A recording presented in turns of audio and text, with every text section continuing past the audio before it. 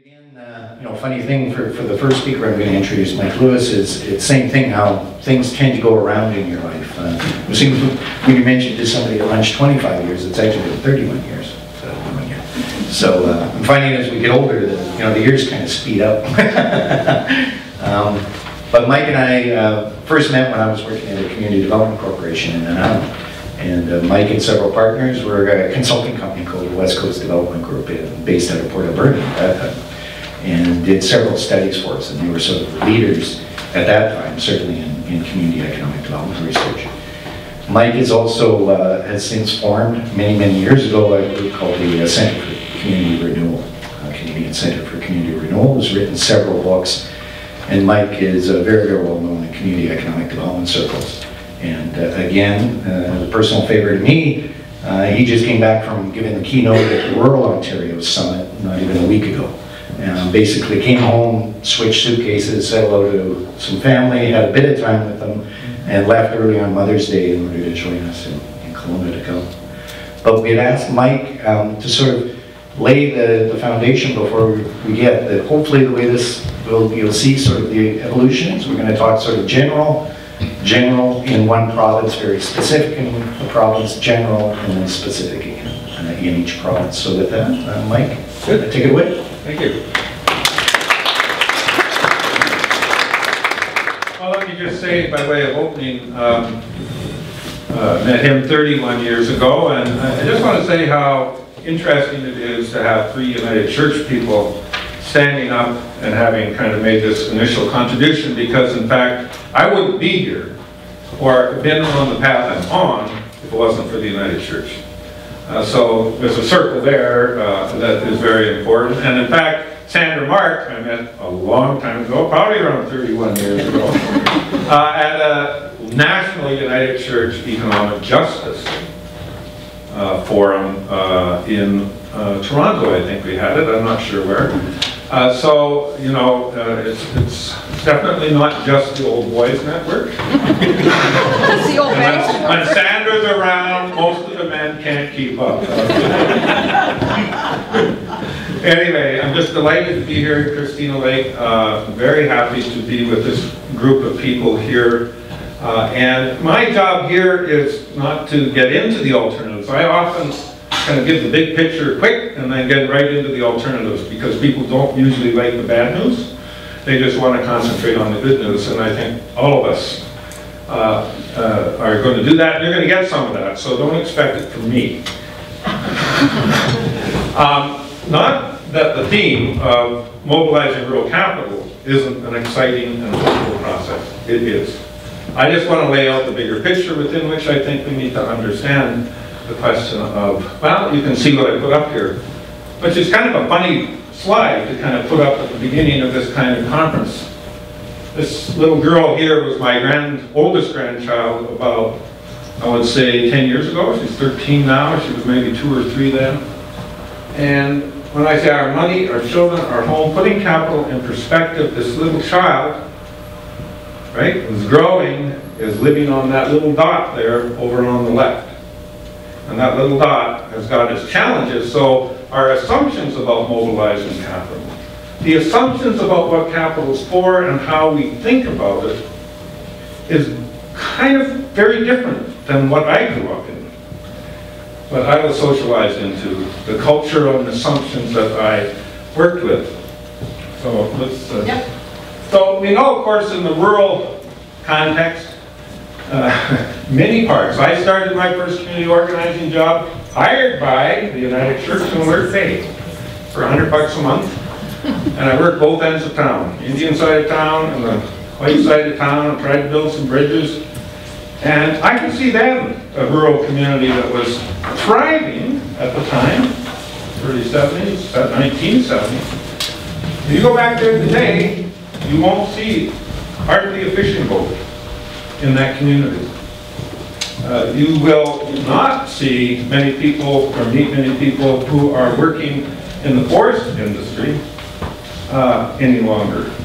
In fact, we did 25 years ago, because the whole coast was suffering, is what we call the coastal survival strategy, coastal community survival strategy. In any case, you know this story. Consumer dollars go out, businesses leave. That's okay. I think you can resonate with the fact that rural communities have this struggle. Now, it's also true that we have another migration from rural communities, or from urban communities into rural communities. I think you know well, perhaps in a place like Christina Lake, or you go into the East Kootenays, everybody's seen what's happened to property prices as people from Calgary get older and they start moving for vacation homes and they for retirement homes, and that becomes part of the pattern. So we get this funny kind of place we're in rural communities, and it's very different in different settings, but it's a really important part of the context. In any case, as I said, this whole notion, I came from kind of a social justice perspective, I came kind of from a faith perspective in my early years, and I decided that as I saw the dislocation taking place, the answer was growth with equity. Now that rings true for a lot of rural communities who feel there may be growth that's going on around them, but what's being left behind and sticking, right? And I know I was talking to the mayor of Caslo. I mean, it's an old issue in rural communities that why is there not some means by which capital is retained in the communies for reinvestment in the communities. But that's not how our political economy has kind of evolved over the last 40 or 50 years. So that's kind of the orientation I had. Now, I'll start with my grandchild. Now you get my perspective as a rodent on this question of growth and capital. Because we are at a different point than I was born in 1952. Or we didn't know in 1952 what we know now. Now this little hamster here, and I'm going to go to the big picture here now. When it was born, it was 3 grams. And it doubled its weight every week until it got to 6 weeks. And at 6 weeks, it stopped. It had reached its genetic kind of imprint and how far it could go given its makeup. Now, the question is, what would have happened if that starting little hamster would have continued to grow for the next 40 whatever weeks, to 1 year? Well, you'd have a 9 billion ton hamster, right? And it would be eating the entire annual corn production from the globe on a daily basis and still be hungry. Go figure, eh? Are you inspired yet? Go ahead. So really quick, you're going to have to click through these. Okay. Just one. Okay, that's good. You go to the next one. There you see the trend lines in world population. That's 1859. We're starting. That's when oil was discovered in near Sarnia. The Americans think it happened in Pennsylvania, but it didn't. Anyway, go to the next one. So you got GDP from the time of Jesus to the time we had 1859. We maybe grew somewhere, the debate is 4 to 6 times our GDP, and now just keep going. Okay, so there you go. We're at 69 trillion today, and we're projected to go to 180 trillion globally. I'll put the next one up, and what we see, of course, is carbon. Sorry to bring this up, folks, but a lot of people are here from legal action coalitions. Keep going. And we know, we're at 400 parts per million now, and we're going to 555 if we don't turn the corner. Okay, next corner. Next one. So the question is, capital for what? Right? We have a changing context, whether we like it or not. That is a reality we face, and the problem we have, now look at this. This is a very, very interesting slide. Now, that started in 1960, so I was about 8 years old then, and we were still living within one Earth, so to speak. We're at 1.4 right now. That is, we're consuming more resources than we're capable of replenishing, given what we know right now. And on a moderate basis, on a moderate business as usual basis, we're headed to 3 Earths. by 2050. So investing for what? What is our capital for in this context? How do we come to terms with this?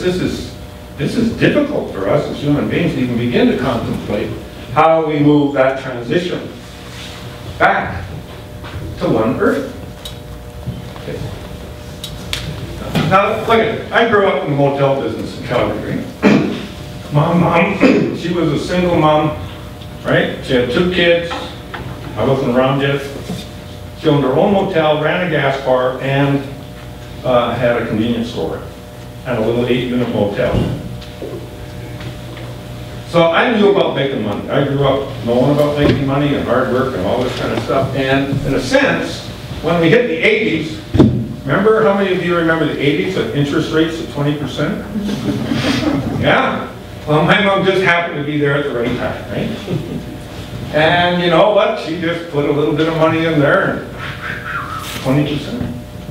And she was also smart, you know, she knew. You know, she kind of bought a piece of property and she'd kind of hold it for 6 years, live in it for a little while, and then she could never find a good manager for the motel, so she'd go back to the motel and she'd sell the house and she'd make some money there too. That's kind of what I grew up with, you know. Just nourish it, make the money grow. But there's some interesting pieces here that I just want to talk a little bit about, because I don't think we're going to navigate the challenges we have to navigate unless we kind of look at our own assumptions. And that's hard to do. For me, believe me, that little grandchild, when she really came into my life and I started to learn about some things that have been on the edge of my consciousness, but not fully there, around fossil fuels and what was happening and how do we deal with this, and I got depressed. And I started doing a lot of work, and this one, where my mother was making so much money when I was at 20%, this is a very interesting, there's hidden implications just to this basic thing that we take for granted, okay? Now, this is based on German research. This has been done by more than one academic, this research. Think about businesses, and businesses are part of supply chains, and supply chains are financed, right? Their capital for investments financed, their debt is financed for working capital. And what's the embedded cost? This was the question. How much of what you and I buy, or we are purchasing as a local government, right, for the sewage or for the water system or for this or that, is embedded costs as a result of compound interest? Well, that is the answer. Think about that. 35% of the embedded costs in Germany, they figure, in the supply chains and businesses and governments, is the result of interest compounding on interest. It starts to feel like that 9 billion ton. But look at the other implication that's hidden in this. Go ahead.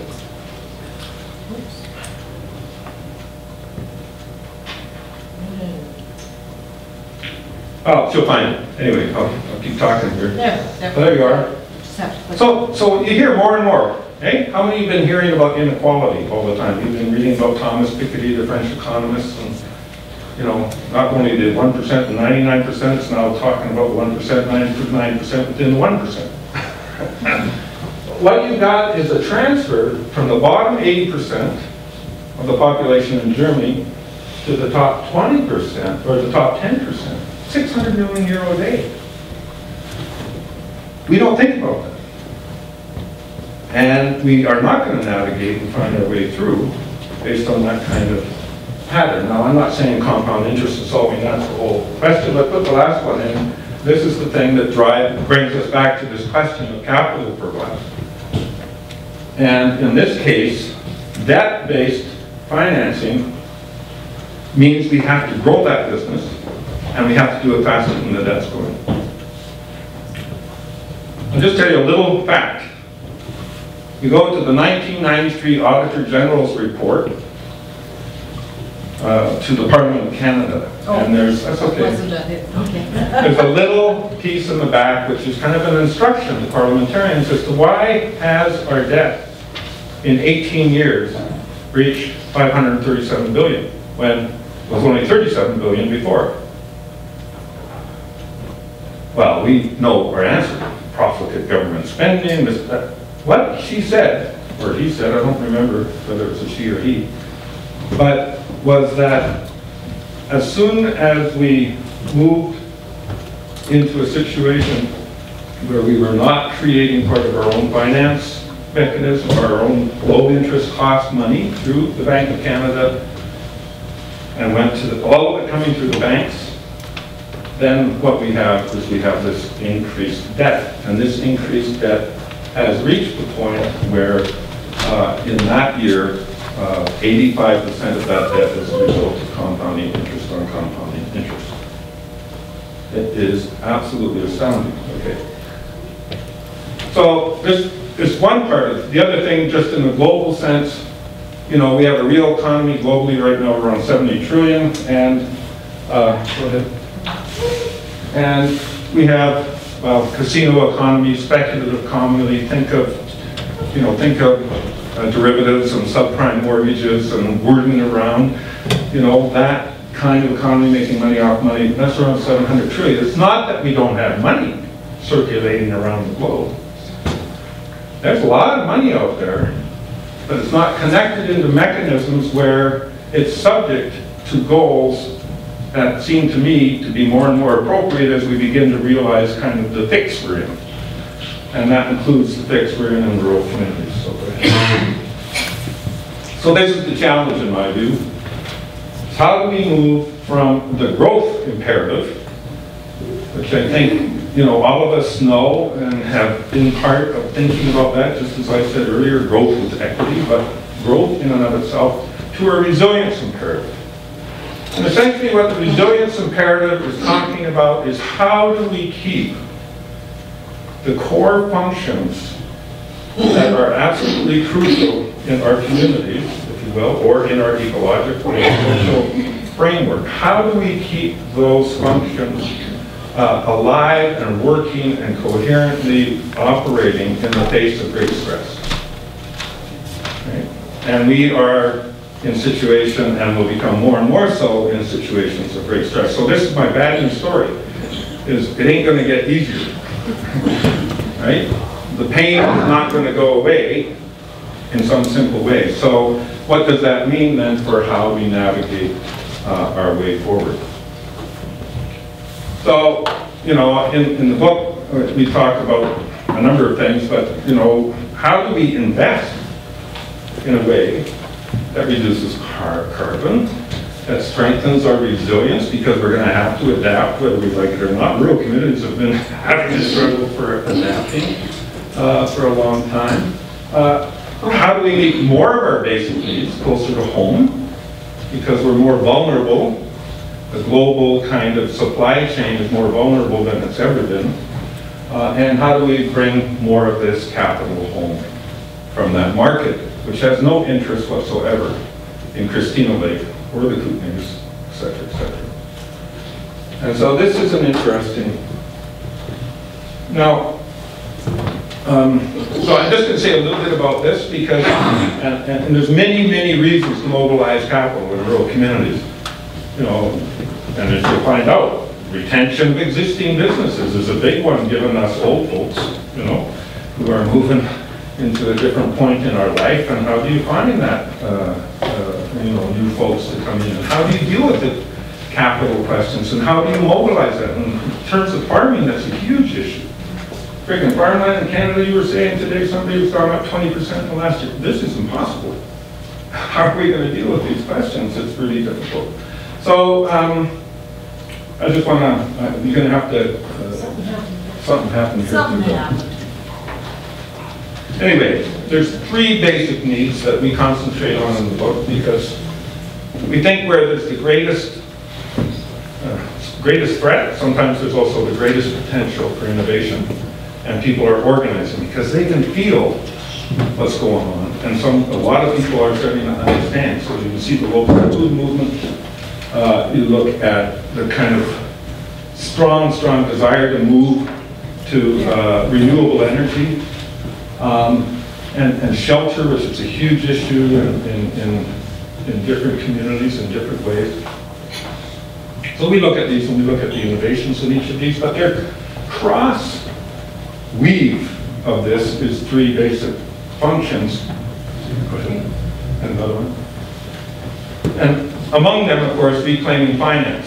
Doesn't matter, and you could add business retention here. You could, you know, you put in your weave, but you know, and we're here today because finance, reclaiming finance, reinserting social goals into the financial decision making, right? Not to be stupid about it from a business point of view, but this is not just about maximizing return from a financial point of view. So the bottom line has to be broadened, otherwise that capital isn't going to do its job. Go to the next one. This next one, reclaiming the commons. We live and have had, particularly in the last 40 years, a huge, if you will, I mean, I suppose the political word is privatization going on. You know, I've been president of 2 forestry firms. I've done a lot of different kinds of things in business over the years. And the difficulty on the rural context is the commons have been appropriated and the resources have been decoupled from the places within which people live and work. That has been a problem in our historical development in rural areas for the last several years. And the last one here, which I think is very important, how do we localize and democratize ownership over time? We're going to go on and talk about alternatives in each one of those areas. You would, you know, could go to Sweden in the southeast where they made a decision in 1999. It was a rural area, 1,100 square kilometers, 26 communities, Christian stuff.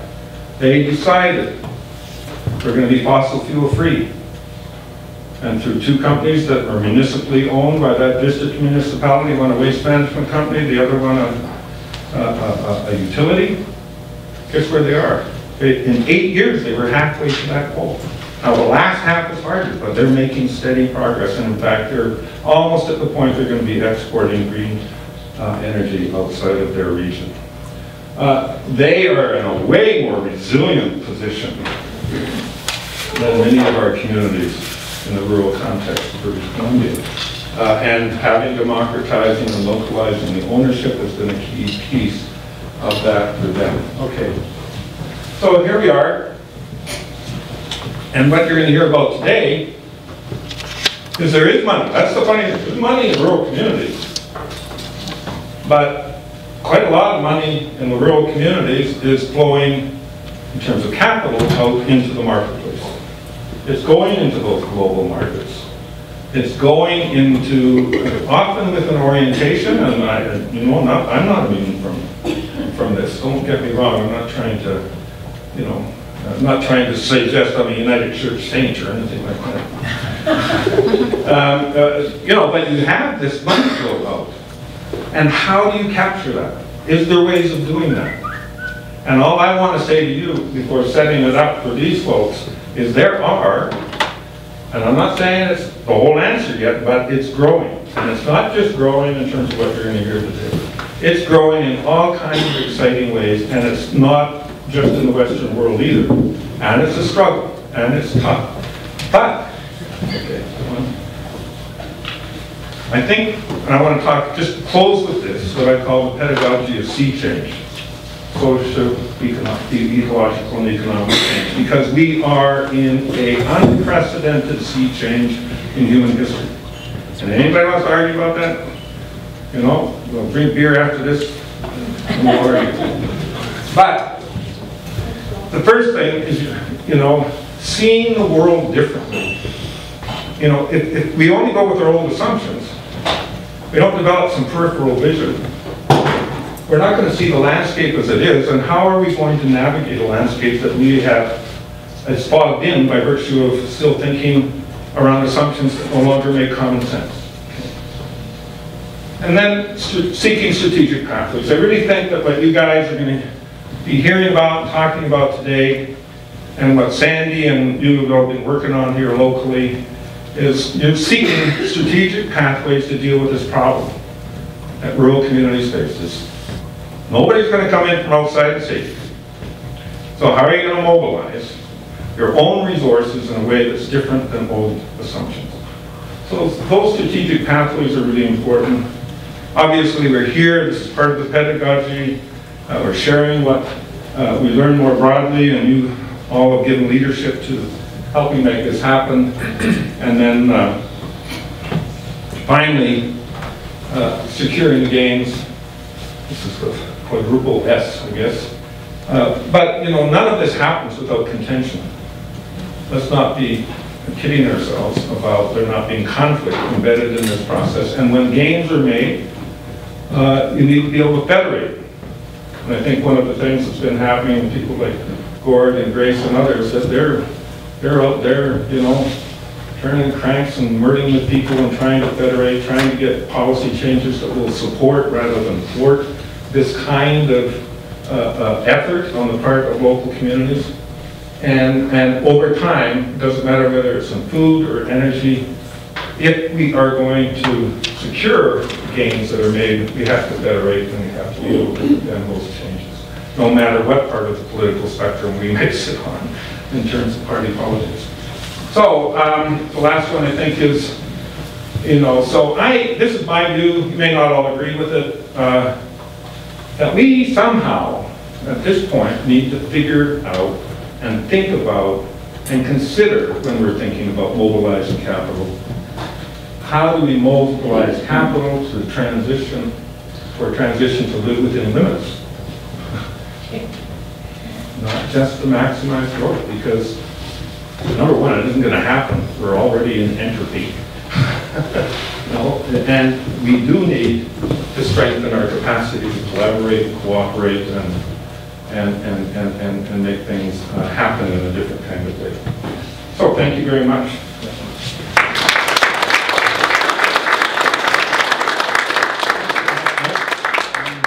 I'm not sure, I didn't see one hand go up. Yeah, go ahead. We're talking about compound interest, and essentially compound interest is a promise of sorts, right? The banks can borrow money that doesn't exist. I'm just curious if you have any thoughts on whether using the gold benchmark is part of the problem, because salt and anything tangible has an immediate value. Historically, we've used gold, but if we're exchanging money and instruments that we can't easily identify with, have we essentially lost the meaning of money? Well, I don't know that I'm the best person to ask that question to. Let me just say this. What I do believe is worthwhile. It was in 1935 the Bank of Canada was created. In 1938, the Bank of Canada was nationalized. Okay? So it was a wholly owned subsidiary of the federal government. All right? So it was owned by the people of Canada through the federal government. What they did is that the bonds, right, that were floated and bought, and that the federal government paid interest to the Bank of Canada on, they were able to reclaim as dividends. Right, because of the profits that were built into the transactions. And what they did is they had essentially a crown corporation that essentially spent that money into the economy. The Trans-Canada Highway, the St. Lawrence Seaway, the war, right? The aspects of laying in the cornerstones for our social security system. Right? That not some of the major airports. All this major infrastructure was basically done with about 1%. So when in '73, the international, what they call that, the international bank, you know, where all the bank, pardon? No, it wasn't the International Monetary Fund. Anyway, it's the clearinghouse for central banks out of Basel, Switzerland. They all came and started lobbying, you know, to have the banks take over that money creation function. Banks, when you go in and get a loan, they're creating new money, right? So the banks have that totally within their hand. We only create 3% of our own money in Canada in coins and, you know, the bills that we pass around. So the long and the short of it is, it's kind of a macro issue that does thwart governments of all kinds, especially at a time when, you know, what every municipal government's going to face is the tax issue, right? Well, in fact, for these major infrastructure issues that we face in all kinds of communities around basic needs, around water, sewer, sea level rise now, the estimate cost in Vancouver is $10 billion just to bring the dikes up to a 1 meter rise. How's that going to be financed? We showed that we could do it. It was non-inflationary. It was spent directly into the economy. That flowed back to the banks, and they were able to extend it in terms of credit. So it was kind of a virtuous loop. And we were able to keep our debt nationally under control, and we were able to do public good investments, right? Based on what we believe were, you know, good investments at the time, and they were at that point. We have to, so in the bigger macro picture, I think we have to think about those kinds of broader reform issues, but I think that it's unlikely that any government we have seen in the last while or see at the moment is likely to entertain that. But there will be pressure building from governments. And the Canadian Federation of Municipalities has kind of started to kind of gear into this issue. And I can bet your bottom dollar over the next 15 years as the prices deepens, you're going to have more and more pressure for us to reclaim some of our sovereignty around aspects of that money creation. So anyway, it's kind of a different perspective. Like, I didn't even understand any of that before I started writing this book. So if you really want to do something and really integrate something, you know, write a book.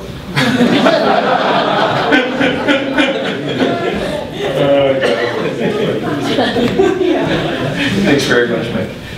I was thinking too, I was in such a rush to get this thing going that I probably broke a couple of the golden rules of trying to be an organization in the city. One of them is that hopefully when you guys came in, you notice the first slide, which is recognizing the funders. So as I think that Grace mentioned in her opening, is that there's 3 funders that have made this possible for us to bring in these speakers from Nova Scotia and Alberta and put this event on.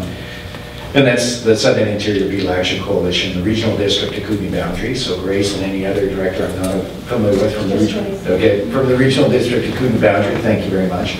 And Columbia Basin Trust. I know that they were hoping to have a couple staff here, but they had several meetings, so I'm not sure that there is anyone here.